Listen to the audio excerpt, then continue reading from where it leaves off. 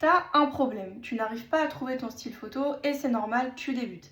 Au début, on s'inspire des autres et c'est normal. Moi, pour ma part, j'ai beaucoup culpabilisé parce que j'avais l'impression de copier un peu le travail des autres.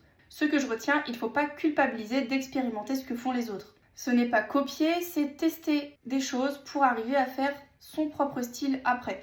Ce qui est important, c'est d'éviter bien sûr tout ce qui est plagiat. Ensuite, j'ai testé plein de choses. Il ne faut pas hésiter à tester des choses même que tu n'aurais pas pensé. Sous la brume, en studio, en urbain, en forêt, dans les fleurs, à contre-jour, en plein soleil. Teste des choses et c'est ce qui va t'apprendre ce qui est bon ou non. Ensuite, pour ce qui concerne les retouches, pareil, teste plein de choses. Du coloré, du moins coloré, du contrasté, du doux. Essaye plein de styles différents et tu vas pouvoir comprendre ce que tu aimes ou non. Petit à petit, tu gardes ce qui te fait vibrer et tu jettes le reste. Alors en photographie canine, on va pas se mentir, il y a beaucoup de modes. Et quand tu suis ces modes, ça peut t'amener à prendre les mauvais chemins.